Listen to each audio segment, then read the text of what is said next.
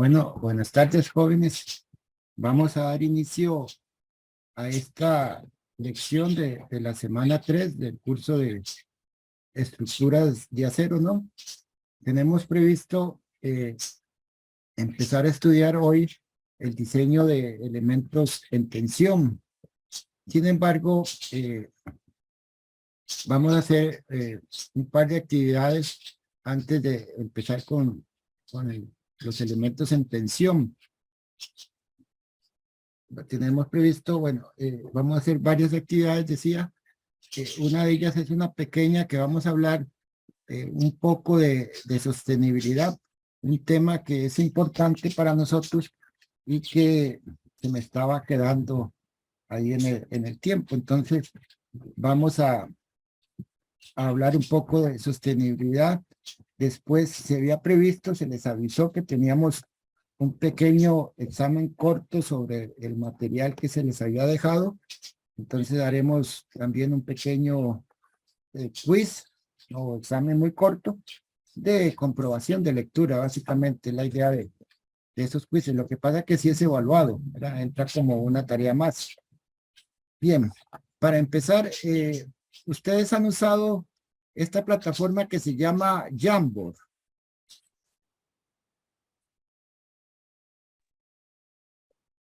Yo sí. Ok, entonces quisiera hacer una recapitulación de lo que hicimos la vez pasada, que fue sobre la simulación de la construcción de un edificio, ¿no? Quisiera que sacáramos algunas conclusiones de eso. Para eso les voy a pedir que ingresen al Jamboard. No sé si ya lo tienen. Si han podido ingresar, por favor me indican. Les voy a compartir un enlace en el chat para que puedan ingresar a esta página mía. Ahí lo tienen. Ok, en el chat aquí en el chat ahora del Zoom, ahí tienen ese enlace. Yo creo que pueden ingresar a este enlace, ok, y van a ver lo que yo estoy presentando también. Me corrigen si me equivoco. Profe, sí se ve, pero está en la opción de solo ver, no está en la opción de editar. Ok, vamos a ver entonces. Creo que es a la hora de compartir el link que tiene que compartirlo como que todo el mundo tenga acceso. Sí. Ahí cualquiera. Ahí sale el lector. Ah, sí, Ajá. editor, ¿verdad? Sí. Ok, Ahora creo que se formó otro link. ok, voy a copiar el link de nuevo y lo voy a copiar de nuevo. Ahí está. No sé si cambia. Parece que no. Es el mismo y ya, entonces ahora sí podríamos. Bueno, de hecho alguien ya lo movió ahí, ¿no? Sí, fui yo sin querer. No hay problema. Más bien nos sirve como prueba. Entonces, vean, pensemos un poco en la actividad la semana pasada, en el dibujo de Tinkercad, ¿verdad? En eso, donde yo les di una plantilla, les di unas vigas, y por favor anotemos algunas dificultades que ustedes se toparon en la construcción de ese edificio de acero. De hecho, los planos que les di es de un edificio real, ¿verdad? Solo que era mi modelo en SAP, ¿verdad? Pero entonces pensemos y coloquen ahí algunas de las dificultades que se toparon en la construcción del modelo. Ok, alguien puso ahí votación de las vigas y otros están poniendo ahí, pero yo no los veo. Alineación. Bueno, ahí veo algunos comentarios que mencionan, bueno, el zoom del programa era lento y se pegaba. Eso es propiamente, digamos, debido a la máquina, ¿verdad? Posiblemente. La unidad de dibujo era en milímetros y no se podía cambiar por una más conveniente. En general yo creo que sí se puede cambiar. Lo que cambia el que hace el diseño, digamos, se puede poner en metros, creo. Pero sí, digamos, la pantalla donde uno dibuja, sí tiene un tamaño limitado en el Tinkercad. Al contrario, digamos que en el AutoCAD, que ahí uno define los límites casi que de manera infinita, ¿verdad? Pero en el Tinker sí hay una limitación de tamaño. La votación de las vigas, bueno, hay dos que mencionan la escala y la escala de los elementos, dificultad al encajar las partes de la estructura, la votación de las vigas, imagino que ponerlas, digamos, laterales o en otra posición, me imagino que eso se refieren.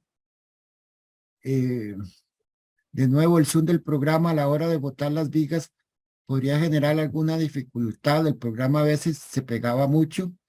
¿Está bien? Identificación de los ejes. Alineación de las partes y la votación. Control de las dimensiones de los elementos. ¿Está bien? Mover las vigas y columnas era complicado, pues era muy fácil cambiar sin querer la sección transversal. El ensamblaje, de manera muy general, alineación de las partes y la votación. En general, esos son los principales comentarios. Yo vi que tenía, digamos, una de las primeras preguntas era hacer el trazado del edificio, ¿no? No sé cómo lo hicieron, cómo se la jugaron con eso. Tal vez si ponen algún comentario ahí también sobre el inicio de la construcción.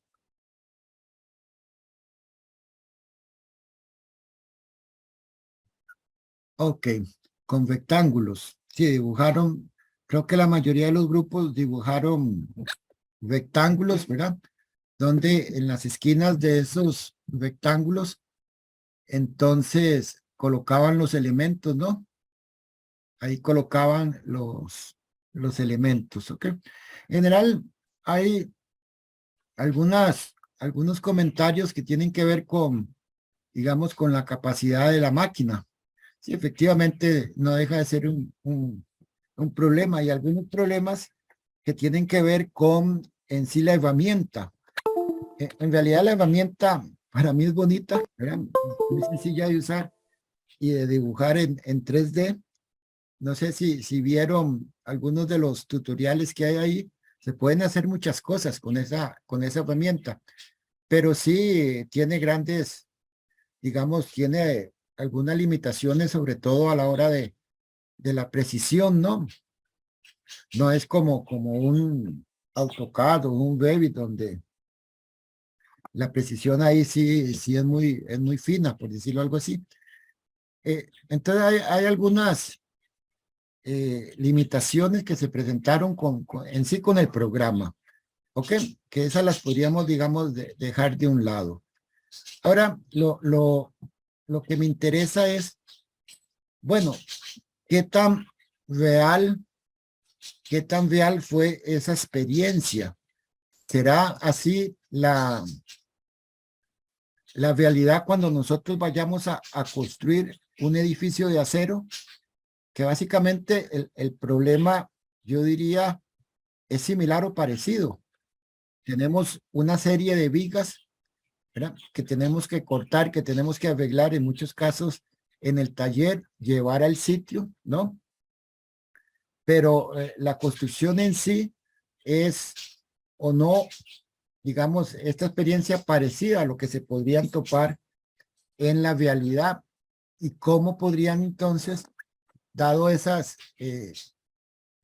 comparaciones o esas situaciones, cómo se podrían solventar. Entonces, aquí le solicito, digamos, colocar algunos, piensen en eso, si fue real o no la experiencia, ¿verdad? O si simplemente fue, digamos, un juego. ¿Ah? Aquí hablan de la complejidad de ensamblar las piezas, puede ser similar o más complicadas, pues es con maquinaria. Sí, efectivamente, en las estructuras de acero, sobre todo ya estructuras de acero más grandecitas, pues se usa maquinaria para mover las piezas, ¿no? Las vigas, las columnas, los elementos de acero. Algo que nosotros hacíamos con, digamos, con el mouse, el arrastrar con el mouse, podría ser ese movimiento que en la realidad hagamos generalmente con grúas, ¿no? Pero qué precisión, digamos, nos puede dar una grúa, ¿verdad? Sobre todo que son elementos muy pesados, entre comillas, que el viento los va a mover, ¿verdad? Entonces, esos mismos problemas que se topaban ustedes haciendo un drag, arrastrando los elementos, llevándolo a la posición, en general, los van a sufrir en la construcción también. Solo que el mouse que usaron aquí en la pantalla, allá lo van a tener que cambiar por grúas, básicamente. Al menos en la realidad no vamos a cambiar la sección transversal del elemento. Bueno, no sé exactamente a qué se refiere esta nota. Cuando uno movía el elemento, digamos que el ancho se cambiaba sin querer. Ah, O el gruesor se cambiaba sin querer. ¿Ves? Entonces al final quedaba el elemento, pero quizás con un gruesor muy diferente, porque había que cambiar como cada dimensión, como una por una, digamos, ancho, largo y todo, una por una para que quedara bien. sí, posiblemente fue entonces un error mío a la hora de dibujar las vigas, que no todas estaban agrupadas, ¿verdad? La idea era tener un grupo donde teníamos, digamos, toda la viga y que se pudiera mover como una sola, ¿verdad? Pero bueno, si les pasó eso, efectivamente no se van a topar con ese problema en la realidad de un cambio de dimensiones, pero sí es muy típico y de verdad pasa que nos llegan otras vigas, ¿verdad? Equivocadamente. En lugar de una viga 12, nos llega una viga 14 de otro espesor, por diferentes razones, que no habían, que se equivocaron, etcétera. Entonces tenemos el problema bueno, ¿qué hacemos con esas vigas que ya compramos, que son carísimas? Y entonces, ¿qué hacemos? Hay que tomar ahí decisiones, en muchos casos en el sitio. Entonces ahí es donde entra, digamos, otro aspecto que yo quise recalcar, que en el campo hay que hacer algunos números sencillos, ¿verdad? Para verificar si nos sirve o no sirve. Eso de hacer algunos números sencillos fue lo que yo quise propiciar. ¿Se acuerdan en la primera lección cuando resolvimos un problema en una servilleta? Posiblemente en el campo usemos una tableta o un cuaderno, no sé, pero sí necesitamos que el ingeniero sea ágil haciendo números fáciles, algunas comprobaciones en el campo, porque posiblemente no tenga ahí el SAP, etcétera, no esté el ingeniero estructural, etcétera, que nos ayude a resolver eso. Entonces de ahí es donde toma importancia el que el ingeniero, ¿verdad?, pueda hacer números de manera ágil y rápida, ¿no? Dentro de cada actividad hay otras tareas o trabajos importantes. Bueno, sí, entre más desglose uno el programa de trabajo, pues va a ser mejor.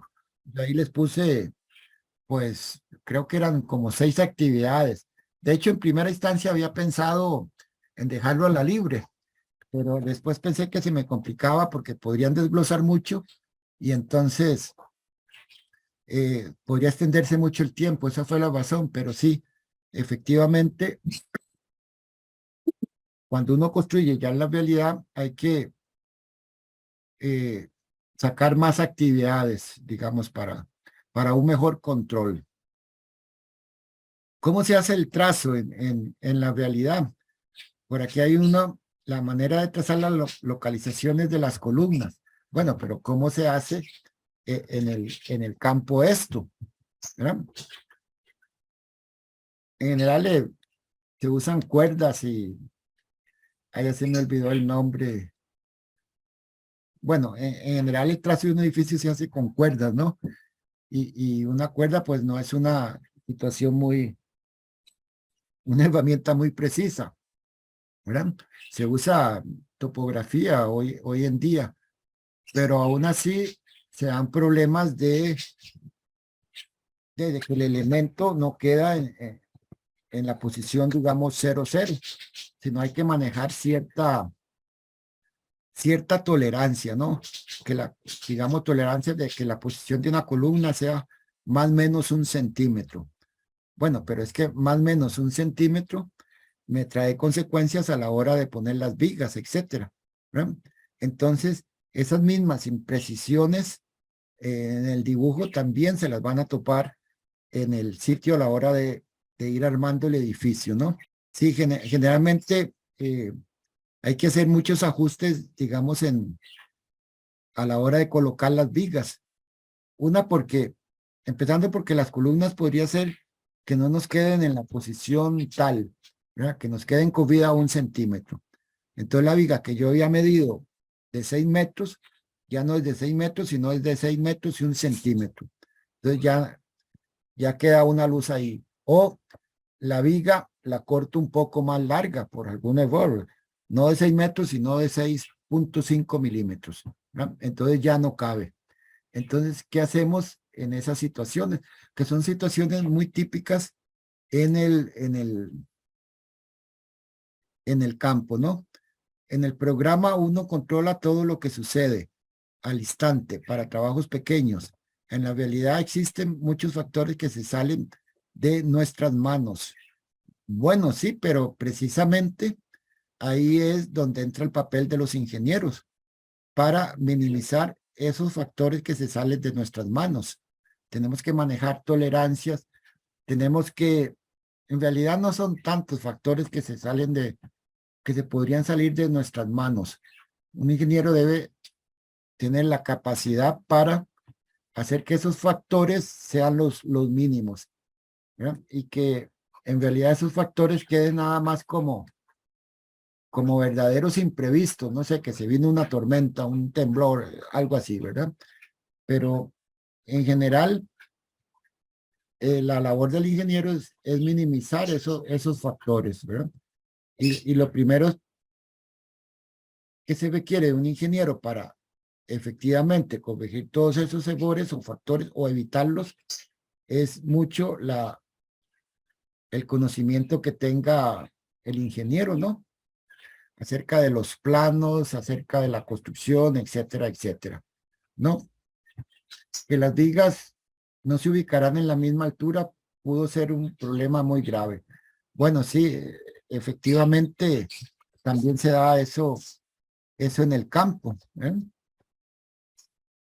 Entonces vean que aquí la moraleja, para no estirar mucho este tiempo, es que a pesar de haber sido un juego en computadora, mucho de verdad son situaciones que se presentan en la realidad, ¿no? Vea que no le pusimos uniones, las uniones a estas vigas y columnas, que es otro elemento bastante crítico, pero nos vamos a topar con un montón de problemas de montaje cuando empecemos con las uniones, ¿no? También. Lo importante aquí es reflexionar un poco en las dificultades que de verdad nos vamos a topar en el campo a la hora del izaje de un edificio de acero. Esa era la intención de, ese, de esa actividad. Bueno, también era una actividad en grupos, ¿no?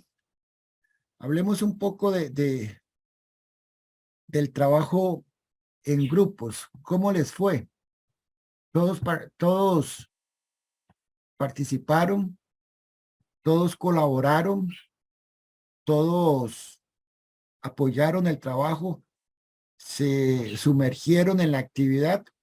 Tal vez algunos comentarios de ustedes, por favor. Hablando, profe, o ponerlo en el Jamboard. Como guste, como guste. Bueno, y en parte todos y trabajamos. Yo era el que manejaba la computadora, sí, pero todos me iban como también diciendo, aportando. ¿De acuerdo? Sí, todos iban Perfecto. aportando, sí. No hay problema. ¿Alguien más?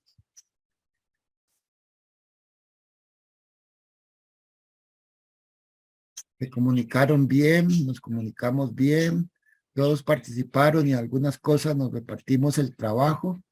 Ok, no quiero estirar mucho esta parte, pero hoy en día es que hay un comentario que dice, ay, déjenmelo quieto,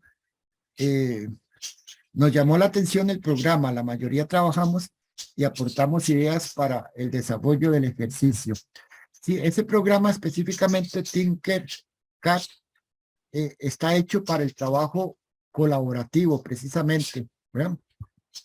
Vean que yo les doy una plantilla, se las doy a un grupo, podría darle la plantilla, digamos, a varios grupos y que ellos se encarguen que un grupo se encargue de poner las columnas, que otro grupo se encargue de poner las vigas, ¿verdad? Y así sucesivamente, que otro grupo se encargue de poner el techo. Ese es el trabajo colaborativo. Para eso se requiere que cada grupo haga su trabajo bien. Pero es muy importante el trabajo colaborativo y para alcanzar el trabajo colaborativo, sobre todo cuando hay un tiempo limitado, es el repartirse las diferentes actividades, ¿no? Uno usaba la computadora, otro dibujaba. Bueno, el que usaba la computadora es el que dibuja, otro iba diciendo, digamos, tal vez guiando en el quehacer, pero es muy importante ese trabajo sincrónico de todos y esa repartición del trabajo. Y eso no desmerita al resto, ¿no? No quiere decir que el que dibujaba en el Tinker era la persona más importante, ¿verdad? No quiere decir, sino que el que llevaba la secuencia y le decía, mira, pongamos esta viga por allá, hacerle esto, aquí, lo otro, también es un trabajo muy importante. Y eso nosotros como ingenieros tenemos que aprender a trabajar, ¿no? De forma colaborativa. Esto es una experiencia muy pequeñita en realidad, pero los grandes proyectos de hoy en día requieren una cantidad grande de profesionales. Un montón de ingenieros en construcción requieren primero que todos, pero también va a haber arquitectos, también van a haber mecánicos, también van a haber electricistas, van a haber, digamos, hasta de otras ciencias, sociólogos incluso, arqueólogos, ¿verdad? Desarrollando un proyecto, sobre todo si uno piensa en un proyecto vial, que tenemos que aprender a trabajar con ellos. A veces nosotros mismos somos un poco renuentes a el trabajo colaborativo. Y lo otro importante es que tenemos que aprender a esto porque, digamos, no todos tenemos las mismas cualidades, ¿no? Unos son muy buenos para dibujar, otros son muy buenos para comunicar, etcétera. Todas esas habilidades tenemos que llegar a compaginarlas dentro de un grupo. Uno sabe que hay algunos que van adelante, hay algunos que se quedan atrás en un grupo, ¿verdad? Pues el grupo tendrá que tener la capacidad para empujar al que se nos está quedando atrás, ¿verdad? Y asignarle las tareas que le faciliten a esa persona el lograr los objetivos del grupo. Es toda, podríamos decir, es toda una ciencia, ¿no? Bien, espero que les haya sido útil esa experiencia, sobre todo en el sentido de que si bien fue virtual, los problemas que se toparon ahí son muy similares a los problemas que se van a topar en el campo y posiblemente mucho más grandes, ¿verdad? Esa era la reflexión que quería que hicieran. ¿Algún comentario más? Entonces vamos a hablar un poquito ahora sobre sostenibilidad. Okay, para eso también voy a hacer uso del Jamboard. Voy a compartir, no sé si es el mismo link, cualquiera, y una vez editor.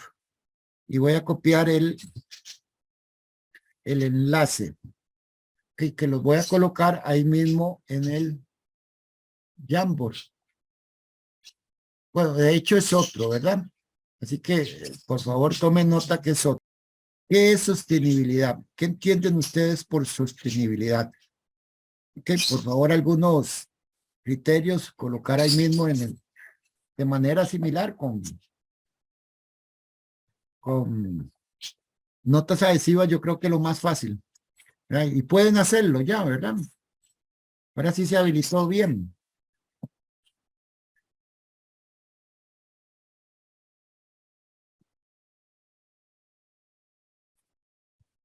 Yo, así como un paréntesis, yo estoy en mi casa.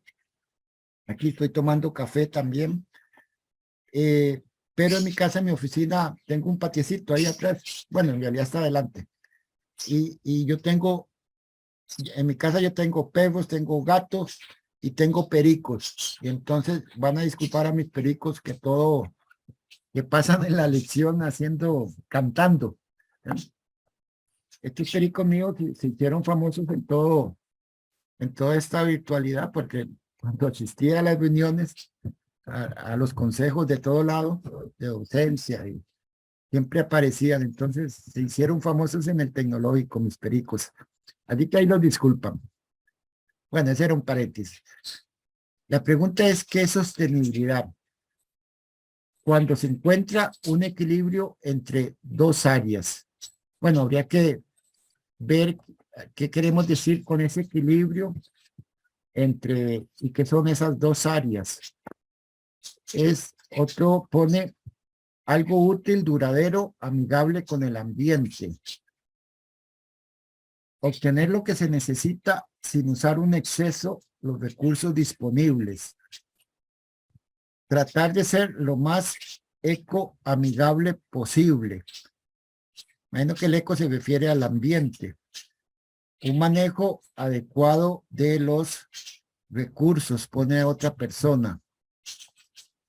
Un equilibrio entre crecimiento económico, bienestar social y la protección del medio ambiente, contesta otro de ustedes. Hablar de sostenibilidad quizás resulte un tema que uno oye casi que a diario, ¿no? Hoy en día, pero precisamente aquí hablamos de sostenibilidad. También estamos en la obligación de ir creando nuestras propias definiciones. Yo creo que en general todos los que han escrito ahí tienen pues una idea de lo que significa sostenibilidad, ¿no? Sin embargo, si uno quisiera una definición, podemos decir que la sostenibilidad consiste en satisfacer las necesidades de las generaciones actuales, de cada uno de nosotros. Tenemos que satisfacer nuestras necesidades. Lo importante es sin comprometer a las necesidades de las generaciones futuras, ¿no? Al mismo tiempo que se garantice un equilibrio entre el crecimiento de la economía, el respeto al medio ambiente y el bienestar social. Aquí lo importante en esta definición es eso, es que tenemos que garantizar que por lo menos nuestros hijos tengan por lo menos o vivan una situación igual que nosotros o mejor, ¿verdad? Ya no solo cubrir nuestras necesidades de manera racional, sino que también tenemos que garantizar que las nuevas generaciones, que nuestros hijos vivan por lo menos de manera igual a nosotros, ¿verdad? Hay muchas situaciones que se están dando hoy en día que hacen que uno pueda prever que esas condiciones iguales no se van a dar, sino que están empeorando. Entonces ya no estamos cumpliendo con esta definición, ¿verdad? Y tenemos que garantizar un crecimiento de la economía, obviamente, ¿verdad? El respeto al medio ambiente y el bienestar social. Esa sería una definición de lo que es la sostenibilidad, ¿no? ¿En qué consiste la sostenibilidad? Bueno, el desarrollo sostenible es un concepto que aparece por primera vez allá en los años 1987. Vean que no es un término muy allá. Estamos hablando de esto ya hace como 40, 50 años, desde 1987, ¿no? Con el propósito de que alertaba, ya nos daba un aviso de las consecuencias medioambientales negativas del desarrollo económico y la globalización, y trataba de buscar las posibles soluciones a los problemas derivados de la industrialización y el crecimiento de la población, ¿no? La industrialización pues ya tiene por lo menos un par de siglos, ¿no? Con las grandes empresas, la quema de carbón y estas cosas, pues ya en el 97 ya empezaron a dar alarmas acerca de los efectos negativos de esto. ¿Cómo alcanzar un desarrollo sostenible? Muchos de los retos a que se enfrenta el ser humano, tales como el cambio climático, que yo creo que todos sabemos o tenemos una idea de esto, la escasez de agua, todos la vivimos, las desigualdades y el hambre, todos lo vemos, ¿no? Solo se pueden resolver desde una perspectiva global y promoviendo precisamente el desarrollo sostenible. Una apuesta por el progreso social, el equilibrio medioambiental y el crecimiento económico, que esos son los tres pilares de la sostenibilidad. Para eso, para lograr ese desarrollo sostenible, las Naciones Unidas aprobó lo que se conoce como la Agenda 2030, que contiene los ya famosos Objetivos de Desarrollo Sostenible, que son una serie de metas, en realidad son 17, que se definieron con el fin de proteger el planeta y garantizar el bienestar de cada uno de nosotros, ¿no? Esa es la Agenda de 2030 y lo que tratan de impulsar los Objetivos de Desarrollo Sostenible, que creo que ustedes los conocen. ¿Cuáles son esos tres pilares? Bueno, el primero, no en ese orden, sostenibilidad ambiental. En su vertiente ambiental, la sostenibilidad defiende la naturaleza, que no es una fuente inagotable de recursos. Aquí lo importante es que los recursos se agotan, ¿no? Y por lo tanto, tenemos que hacer grandes esfuerzos para que nuestros hijos cuenten con esos recursos, ¿no? Es precisamente eso, la sostenibilidad ambiental. Hablamos también de sostenibilidad social. En el plano social, la sostenibilidad fomenta el desarrollo de las personas, comunidades y culturas para conseguir a un nivel global de calidad de vida, sanidad y educación adecuado. Ese es el pilar de la sostenibilidad social. Y después tenemos la sostenibilidad económica, que busca impulsar un crecimiento económico que genere riqueza equitativa sin perjudicar a los recursos naturales, ¿verdad? Sabemos que, o por lo menos es mi visión, que en el mundo hay muchas desigualdades. En el país hay muchas desigualdades, ¿no? Uno ve grandes zonas de pobreza, ¿no? Generalmente las costas, aunque hoy en día en los alrededores de las ciudades se ven grandes anillos de pobreza, tugurios, ¿no? Y en los centros de las ciudades uno ve pues grandes desarrollos, grandes casas, grandes edificios, ¿no? Y entonces hay límites muy claros de estos dos casi que estratos, ¿no? Un estrato alto, un estrato bajo, muy bajo y un estrato alto, alto, muy alto, ¿no?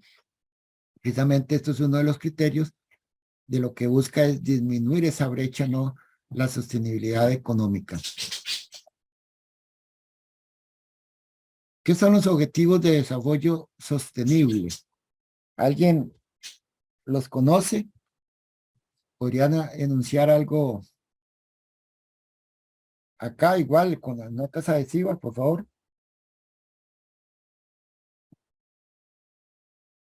Hambre cero. Bueno, es uno.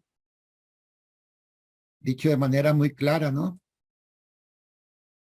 Hay muchas zonas de nuestro país, incluso en el mismo tecnológico, hay estudiantes que vienen a clases pero no tienen que comer.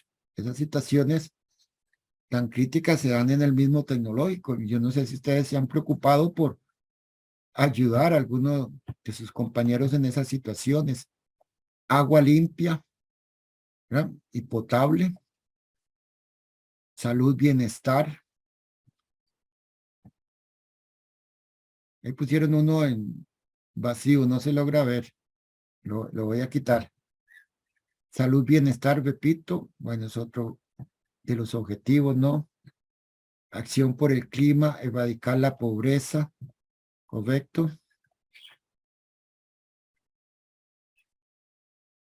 Sí, efectivamente son 17 objetivos que buscan erradicar la pobreza, proteger el planeta, entre 15 más, digámoslo así. La vida submarina está incluida. Educación de calidad para todos, ¿verdad? Aquí en el país no todo el mundo tiene acceso a educación de calidad. Se dan muchas diferencias entre lo que es la pública y la privada, ¿no? Igualdad de género, precisamente. ¿Ok? Son algunos de esos 17 objetivos. Alianzas para lograr los objetivos, los ODS. Movilidad eficiente, correcto. Bien. En general, todos esos temas que ustedes colocan están dentro de los 17 objetivos de desarrollo sostenible. Aquí lo importante es hacer la reflexión, bueno, siendo esos 17 objetivos de desarrollo sostenible, ¿en cuántos podemos nosotros contribuir? Nosotros como persona y nosotros como miembros de la Escuela de Ingeniería en Construcción. ¿En cuáles de ellos, de esos 17, puede contribuir la Escuela de Ingeniería en Construcción? En realidad, creo que nosotros lo hemos establecido y son, si no me falla la memoria, en 7 de estos objetivos podemos contribuir. Ciudades y comunidades sostenibles es precisamente uno de ellos, pero también influimos en educación de calidad, creo. ¿Ya? Salud y bienestar a través de acciones a nivel, digamos, de desarrollo de la vivienda, ¿verdad? Empezando por ahí. Cuanto al clima también, ¿no? Hay varios de esos objetivos que en la escuela, el agua limpia, ¿verdad? Toda la investigación que se hace en la parte de hidrología, ¿verdad? De hecho, en el país hay una zona cerca de la frontera al norte, ¿verdad? Con Nicaragua, donde hay grandes problemas, la zona de Upala y todo eso. Hay alguna zona donde el agua está muy contaminada con manganeso. Y ahí la escuela ha desarrollado investigación para la eliminación de manganeso, por decir un ejemplo, ¿no? Los objetivos de desarrollo sostenible también son conocidos como objetivos globales. Son desarrollados por las Naciones Unidas para que todos los países del mundo puedan afrontar los grandes desafíos a los que se enfrenta la humanidad y garantizar que todas las personas tengan las mismas oportunidades y puedan llevar una vida mejor sin comprometer nuestro planeta. Acuérdense que la idea principal aquí es heredar un mundo por lo menos igual o mejor a nuestros hijos, ¿verdad? A las generaciones futuras. Son 17 objetivos. Bueno, ustedes ya citaron algunos, aquí no están todos, ¿no? Pero erradicar la pobreza, el hambre, garantizando una vida sana, universalizar el acceso a servicios básicos, agua, saneamiento, energías sostenibles, apoyar la generación de oportunidades de desarrollo a través de una educación inclusiva y el trabajo digno, fomentar la innovación de infraestructuras resilientes, creando comunidades y ciudades capaces de producir y consumir de forma sostenible, ¿no? Y en general se pueden resumir como reducir las desigualdades en el mundo, especialmente las de género, cuidar el medio ambiente combatiendo el cambio climático y protegiendo los océanos y ecosistemas terrestres, promover la colaboración entre los diferentes agentes sociales para crear un ambiente de paz y de desarrollo sostenible. Sí, a grandes rasgos, un resumen de esos 17 objetivos de desarrollo sostenible, ¿no? ¿Qué es el cambio climático? ¿Qué entienden ustedes por cambio climático? Igual, enuncien sus pensamientos ahí con las notas. ¿Qué entendemos, qué sabemos del cambio climático?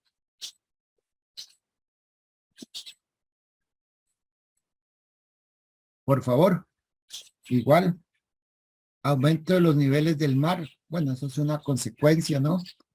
Variación global del clima. Modificaciones del clima por múltiples causas. Por ejemplo, el ser humano y sus actividades. Cambios en patrones de clima. Cambios de temperatura ocasionados por el efecto invernadero. Un cambio natural que gracias al ser humano se ha acelerado. O sea, aquí lo importante es que, digamos, cambio climático se ha dado anteriormente, ¿no? No es una cuestión, digamos, de ahora. Efecto generado por la contaminación, cambios en la temperatura del planeta, creo que ya lo leí. Ok. En general creo que la noción anda bien, ¿no?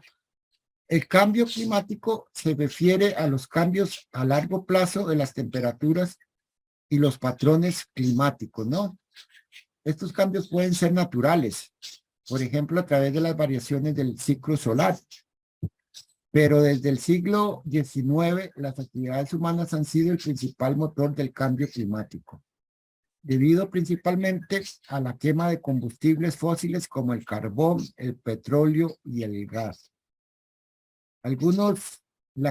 Estoy leyendo, la quema de combustibles fósiles se genera emisiones de gas de efecto invernadero, que actúan como una manta que envuelve a la Tierra, atrapando el calor del sol y elevando las temperaturas. Algunos ejemplos de emisiones de gases de efecto invernadero que provocan el cambio climático son el dióxido de carbono y el metano, gases que son obviamente venenosos, ¿no? Estos proceden del uso de la gasolina para conducir un coche o del carbón para calentar un edificio, por ejemplo. El desmonte de tierras y bosques también puede liberar dióxido de carbono. Los vertederos de basura son una fuente importante de emisiones de metano. La energía, la industria, el transporte, los edificios, la agricultura y el uso del suelo se encuentran entre los principales emisores. Entonces, lo importante es que el cambio climático se refiere a los cambios a largo plazo de las temperaturas y los patrones climáticos. A eso es lo que nos referimos con el cambio climático, motivado por algunos de esos, por todos esos factores que ahora le leí, ¿no? ¿Qué es la huella de carbono? ¿Qué entienden ustedes por huella de carbono? Perdón, preguntaba qué es la huella de carbono. Dicen cantidad de gases de efecto invernadero, contaminación por actividad, cantidad de gases de efecto invernadero que se emiten por actividad cotidiana, como la cantidad de CO2, ¿verdad?, que producimos. Bueno, no solo CO2, en realidad son otros gases, metanos y otros. Pero sí, efectivamente, cuando hablamos de huella de carbono, nos referimos a cantidades de estos gases, ¿no? La huella de carbono representa el volumen total de gases de efecto invernadero, GEI, gases de efecto invernadero, que producen las actividades económicas y cotidianas del ser humano. Conocer el dato expresado en toneladas de CO2 emitidas, entonces será importante para tomar medidas y poner en marcha las iniciativas necesarias para reducirla al máximo, empezando por cada uno de nosotros en nuestro día a día. Uno generalmente no piensa que uno es un emisor de gases de efecto invernadero, pero efectivamente la mayor parte de esta problemática es causada por nosotros mismos. Aquí lo importante es el concepto de que es una cantidad, es un volumen de gases y por lo tanto se puede medir, ¿no? El rastro de los gases de efecto invernadero que dejan las actividades humanas se conoce como la huella de carbono. Bueno, es la misma definición, ¿no? Este indicador mide tanto las emisiones directas como indirectas de compuestos como, vean que no solo CO2, como el metano, CH4, el óxido de nitrógeno, N2O, los hidrofluorocarburos, HFCS, los PFC2, que son los perfluorocarburos, el hexafluoruro de azufre, SF6, y sobre todo, y el más abundante, que contribuye al calentamiento global desde 1990, el dióxido de carbono. Este es aunque existen todos estos, ¿verdad? El más importante es el dióxido de carbono. Entonces la OMM, la Organización Meteorológica Mundial, apunta que la concentración de gases de efecto invernadero en la atmósfera alcanzó un nuevo récord en el 2019 y que los niveles actuales de dióxido de carbono son equiparables a los de hace más de 3 millones de años. Vean que no es un problema de ahora. Cuando el termómetro terrestre marcaba unos 3 grados más y el nivel del mar medía entre 10 y 20 metros más que hoy. Hasta ahora la huella de carbono no ha parado de crecer y se ha multiplicado por 11 veces desde 1961. Y se supone que el 60% del impacto total del hombre en el medio ambiente. Eso como algunos datos importantes de la huella de carbono, ¿no? Hay diferentes clasificaciones, ¿no? Se habla de la huella de carbono personal. La huella de carbono personal es la que origina un solo individuo en su vida cotidiana al desplazarse. Cada uno de nosotros, ¿no? Consumir, alimentarse y utilizar recursos como la energía. Ya con solo el hecho de respirar ya estamos contribuyendo a la huella de carbono, si se puede decir que estamos contribuyendo. La ONG estima que cada habitante del planeta genera una media de casi 4 toneladas anuales de CO2, mientras que en países como Estados Unidos esa cantidad es 4 veces mayor por persona, ¿no? Entonces son 4 toneladas por cada uno de nosotros y actualmente somos 6.000 millones, 7.000 millones de habitantes en la Tierra, imagínense en la cantidad que estamos produciendo, ¿no? Los expertos sostienen que, vamos a ver, la huella de carbono personal debe reducirse a menos de 2 toneladas anuales para 2050. Eso es una de las metas, pasar de 4 a 2 de aquí al 2050. Salvada es que yo ya en el 2050 no voy a estar posiblemente, ¿no? Pero ustedes posiblemente sí. Los expertos sostienen que esta es la mejor forma de evitar que la temperatura siga subiendo y alcance el temido umbral de los 2 grados centígrados, lo que agravaría el cambio climático y lo convertiría en un problema irreversible. O sea, la meta es evitar que la temperatura aumente 2 grados, porque si pasa 2 grados ya todo se vuelve, no hay forma para caminar para atrás, ¿no? Ok, ¿algún comentario?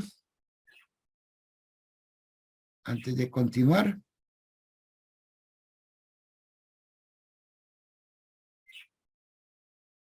Ok. Después tenemos, hablé un poquito de la huella de las personas.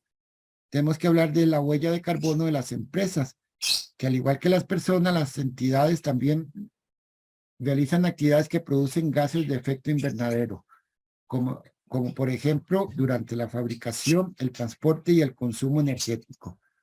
La huella de carbono de las empresas o corporativa, como le llaman, mide todas las emisiones de las empresas y su alcance, tanto si son directas y puedan controlarse como si no se puedan controlar.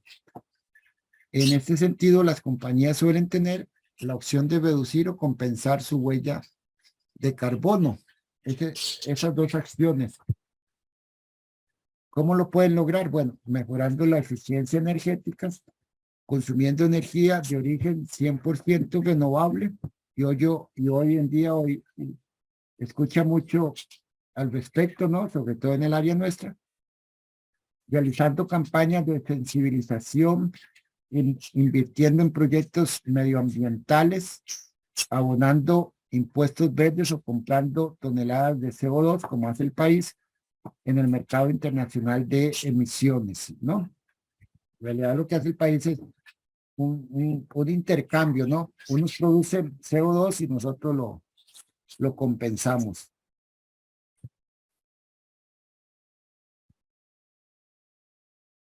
Esto es efectivamente es el mayor problema del mundo, ¿no?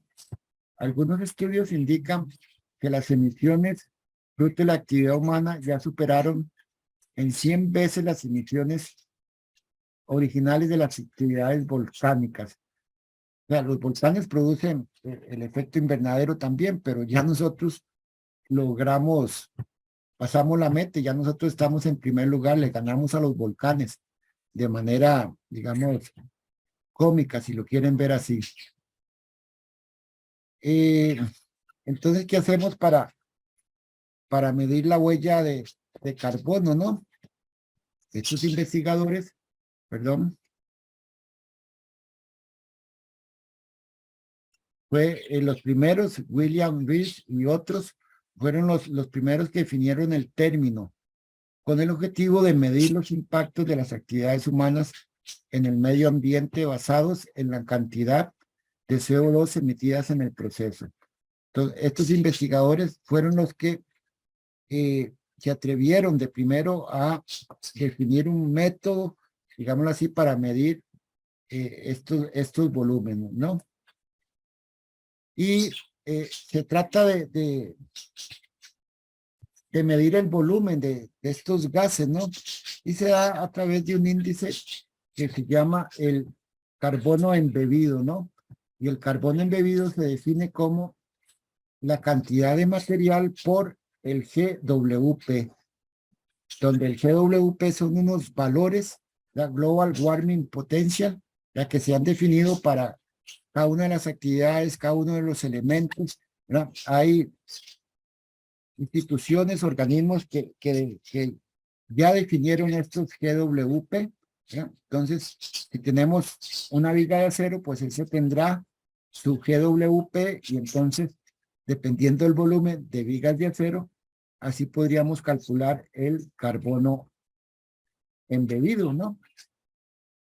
Y así para todos los artículos, equipos, actividades, tenemos los GWP. Entonces, el trabajo consiste nada más en calcular entonces esa cantidad de material o ese volumen. Lo multiplicamos por el GWP y entonces obtenemos la cantidad de carbono que estamos produciendo, por decirlo así. ¿Ok? Tales como este instituto, el Instituto de Ingenieros Estructurales, tiene toda una guía para calcular el carbono embebido en nuestras labores. Y aquí ahí está el link para los que quieran. En el proyecto que van a desarrollar más adelantico, yo les voy a calcular que intentemos calcular este carbono, cantidad de carbono. El proyecto de ustedes va a ser el diseño de una nave industrial, ¿no? Con algunas variantes ahí, ya más adelante les explico, pero vamos a calcular en esta oportunidad esa cantidad de carbono que se emitiría, ¿no? Y lo vamos a calcular con alguna herramienta tal como la que dispone este Instituto de Ingenieros Estructurales. Así que más adelante les va a tocar revisar esta información, ¿no? Por ahora los dejo ahí como, digamos, para que vayan pensando. Y hay otras herramientas para calcular el carbono embebido, ¿no? Pero va a ser una actividad que hagamos en el proyecto. Lo del carbono es un problema que se da, digamos, en todo el ciclo de vida hablando ya en nuestro campo de edificios de construcción, en todo el ciclo de vida de nuestros proyectos, ¿no? Desde la concepción hasta la construcción en sí y hasta en la operación. Entonces tenemos que tener la capacidad para calcular esas cantidades en las diferentes etapas de un proyecto nuestro, ¿no? Así a grandes rasgos. Vean que en el ciclo de vida de un edificio, la mayor cantidad de gases invernaderos que se producen es en la producción de las materias primas, casi un 50%. Entonces, ahí tenemos que, si queremos reducirlo, ahí tenemos que actuar de manera contundente, ¿no? En la producción de las materias primas. El mantenimiento, digamos, de nuestros edificios, mantención, más remodelaciones o reformas, se da como un 20%. En la operación tenemos alrededor de un 23%. Y el fin de la vida del edificio, al final de su vida útil, ya sea demolerlo, etcétera, tenemos apenas un 2%.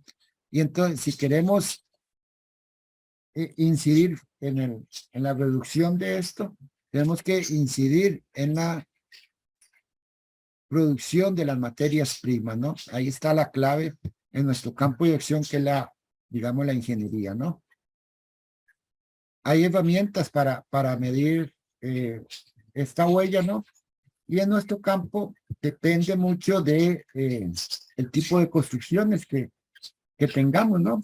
Si tenemos construcciones en acero, tendrán su volumen. Secciones mixtas, ya veremos qué es un poco. Si las hacemos de concreto o las hacemos de madera, así estaremos contribuyendo o aumentando o no las emisiones de carbono. Y todo esto ya está tabulado, digámoslo así, con esos valores que mencioné antes, los GWP, ¿no?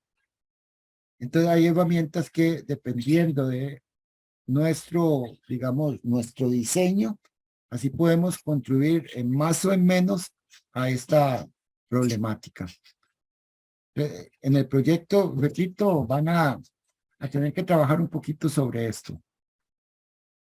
Y como hablé antes de que nuestra contribución se da fuertemente en la producción de la materia prima, entonces, para hablar propiamente de nuestro campo y de mi curso en acero, digamos, el acero en realidad, tal como se producía anteriormente en los altos hornos, ¿verdad? Era uno de los mayores contaminadores, digámoslo así, ¿verdad? Que es coger el acero, material, sacarlo de la naturaleza, el hierro más el carbono, fundirlos, ¿no? En un alto horno, y ahí después salen las piezas moldeadas, ¿no? Esa forma de producir el acero era fuertemente, digamos, tenía un gran volumen de emisiones, ¿no? Actualmente el acero, la mayoría del acero se produce o se extrae de reciclar el mismo acero, ¿no? Y con eso se ha logrado fuertemente disminuir la huella de carbono de las acerías, ¿no? Entonces, casi que el 90% del acero que se consume hoy en día es acero reciclado. Y ahí que la industria del acero es una de las industrias menos contaminantes hoy en día. Y eso es porque ha cambiado y hoy en día se usa casi todo el acero que se produce, es acero reciclado, ¿no? Esa es, digámoslo en sí, la gran contribución o el gran cambio que ha tenido la industria del acero. Okay, pasar de extraerlo de la naturaleza a través de extraer en minas el hierro, carbono y otros elementos que se usan a producir nuestros elementos, vigas, columnas de los mismos materiales ya reciclados, los cuales volvemos a fundir, ¿verdad? Y volvemos a sacar nuestros elementos. Esa es la gran contribución de la industria del acero, para hablar un poquito apenas de la industria del acero y de su contribución o no al cambio climático, a la huella de carbono. No sé si tienen algún comentario.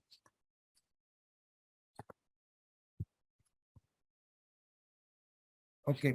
Finalmente, les voy a pedir, eso fue así una lectura rápida de todas estas terminologías. Huella de carbono, cambio climático, sostenibilidad, etcétera, que son temas muy importantes que nosotros tenemos que tomar en cuenta hoy en día en nuestras labores como ingenieros. Hace 20, 30 años, cuando yo estudié, estos temas ni se tocaban, ¿verdad? Pero hoy en día es muy importante considerarlo. Les voy a pedir como una tarea que escriban un pequeño ensayo, no máximo de 2 páginas. Letra sencilla, Arial 12, sobre la construcción en general, la sostenibilidad de la construcción, enfocándose sobre todo en la construcción en acero, que yo les acabo de dar aquí un par de pistas sobre lo que está haciendo la construcción del acero en cuanto a la huella de carbono, a disminuirla, ¿no? Pero un ensayo en realidad es una figura literaria, ¿verdad? Que tiene toda una estructura. En general, un ensayo es la opinión y las conclusiones de un autor, ¿verdad? No es simplemente una copia de textos, ni citar textos. Entonces, revisen un poco qué es un ensayo y qué debe contener y cómo debe escribirse un ensayo, por favor, para que lo hagan bien. Esta asignación sería de hoy en 8.